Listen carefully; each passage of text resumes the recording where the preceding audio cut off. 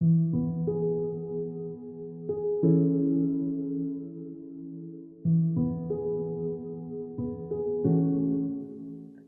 a moment in life no one prepares you for.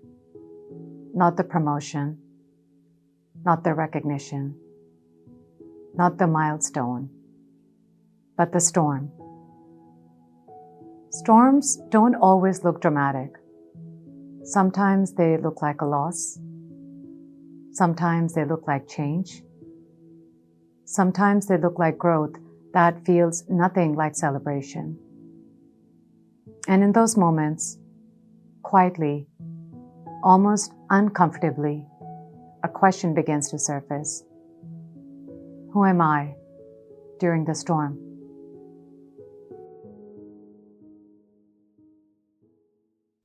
I used to think storms were interruptions. Now I see them as identity invitations. Because storms don't just change our circumstances. They change our sense of self. And I've lived in a few. Some were public, some were invisible, some looked like an achievement, some felt like a loss. But each one asked the same question. If everything around you shifts, who remains? There was a moment in my life when I was preparing to launch something deeply meaningful. A forum centered on representation, on elevating women, on creating space where leadership felt possible and visible, supported not only by women, but by male allies who believed in that future. It wasn't just a professional milestone. It was a dream. Not only mine, but his. Right before that launch, I lost my grandfather, the only father I had ever known. The one who believed in my mind before I fully did. The one who saw leadership in me long before I carried the title. Leadership did not pause. The calendar did not clear. The responsibility did not soften. I showed up. I spoke. I led. I executed. And from the outside, it looked seamless. But inside, something had shifted. Grief doesn't just take a person. It destabilizes identity. Who are you when your anchor disappears? Who are you when the person who believed in you most and shaped your confidence is no longer physically here to reflect it back to you? And yet I carried forward, not because I was strong, but because the purpose was stronger. I realized something in that season. You can grieve and lead. You can break and build. You can lose and still carry forward. Later, another storm came. There was another dream of his, one that slowly became mine. To support children from the part of the world we both came from. To create opportunities when there was once limitation. To give forward what had once been given to us. And somewhere along the way, my motivation dimmed. The energy I once carried toward that dream felt heavier. Not because I didn't care, but because storms exhaust the nervous system. Grief doesn't disappear.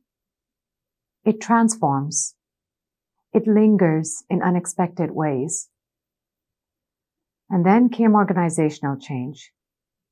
Leadership shifts, structural uncertainty, repositioning, redefinition. Storms don't only come from loss. They come from transition. They come when the version of you that thrived in one chapter must evolve for the next. And again, the question surfaced. Am I my title? Am I my momentum? Or am I something deeper?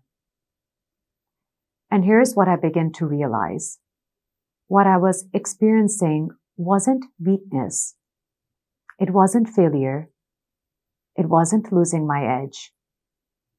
It was identity recalibration, a reordering, a quiet reconstruction, a nervous system asking for integration. And once I understood that, everything shifted. So let's name what happens during storms, because this isn't a weakness, it's psychology. Much of our identity is role-based.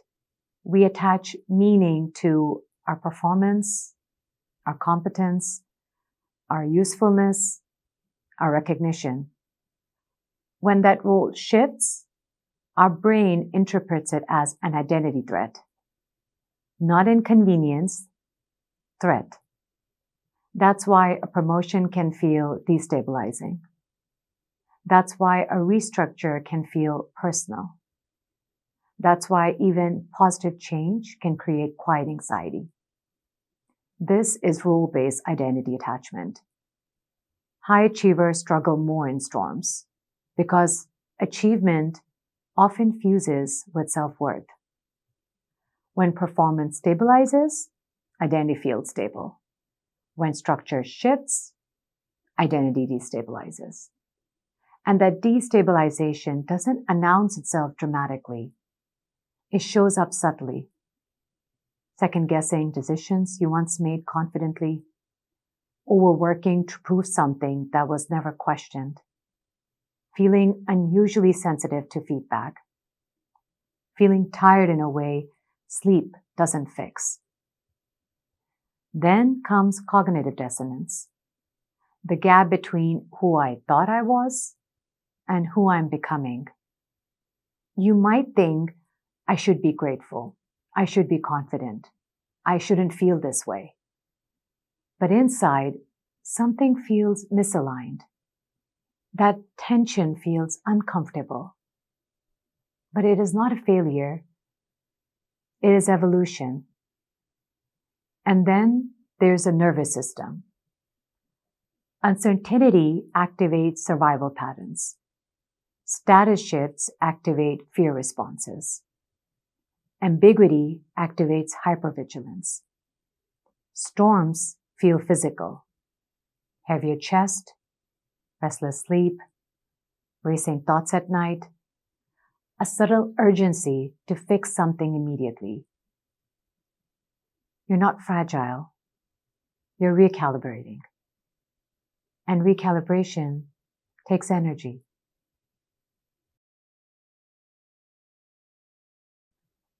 Over time, I began noticing a pattern in how I navigated storms. 5 movements that kept reappearing. Not a polished system, not something I sat down and engineered, but something I lived, something I survived, something I slowly understood. I began thinking of it as storm, not because it sounds clever, but because storms are not meant to be outrun. They're meant to be walked through. And this is how I walk through them. Every storm begins with a loss, even if it's invisible. A role, a version of you, an expectation, a certainty. So the first question isn't, how do I fix this? It's, what am I grieving about? What identity just shifted? In my case, was it the high performer, the rising leader, the dependable daughter, the one who always had momentum? Name it, out loud if you can, because storms come when they're named. Neuroscience shows that labeling emotion reduces amygdala activation. It lowers the intensity of threat response. But beyond science, there's dignity in naming your own pain. Self-awareness is not self-criticism. It is self-honesty. And honesty is stabilizing. High achievers move fast. We respond to instability with action. New goal, new plan, new identity. But identity is not a software. It cannot be updated overnight. It needs digestion. Instead of asking, what's next? Try asking, what's still true? Which values remain untouched? Which strengths are still yours? Which relationships are steady? Storms feel chaotic because they remove structure. Tolerance for uncertainty is not passive. It is a regulated presence. It is choosing not to rush the becoming. It is allowing the nervous system to settle before declaring who you are now. Storms generate stories, fast ones. This means I failed. This means I'm behind. This means I'm not enough. Pause. Ask yourself, what story am I telling? Now rewrite it. Try completing the sentence for yourself. This storm is happening because. And then try again. This storm might be inviting me to. Notice the shift. Narrative directs physiology.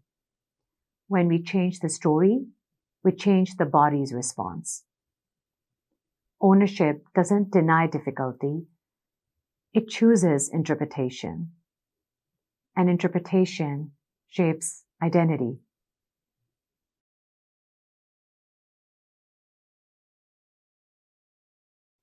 Here is where most people get stuck. They try to reconstruct identity around a new title. But storms are not about titles. They're about essence. I invite you to define 3 anchors that are not role dependent. For example, in my case, I chose I lead with integrity. I create clarity in complexity. I elevate others even when I'm uncertain. Then behave from those anchors. Identity is not rebuilt through thinking. It is rebuilt through micro-behaviors. Small, consistent alignment. Every time you act from a chosen anchor, you lay another brick. Reconstruction is quiet, but it is immensely powerful.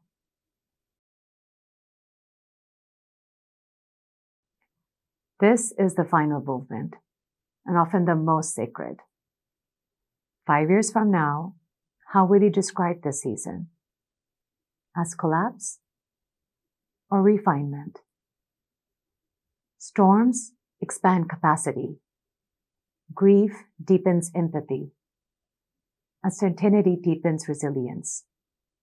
Loss deepens perspective. Transition deepens humility. Meaning does not erase pain. It integrates it. And when the pain is integrated, it becomes a narrative strength. It becomes leadership depth. It becomes wisdom.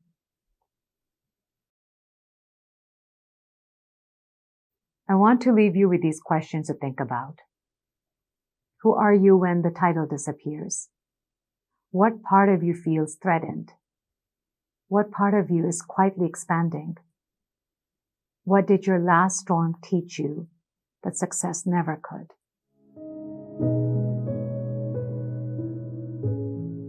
Storms are not signs you're behind. They're signs you're evolving. The strongest leaders are not the ones who avoid them. They are the ones who allow identity to be rebuilt with intention.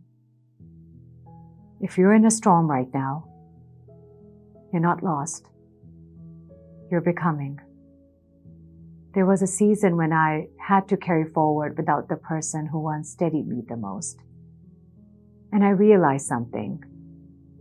Sometimes Storms don't remove your foundation. They reveal where it has always lived. And perhaps the strength you think you lost is simply living inside you now. And perhaps the question is not, who am I losing?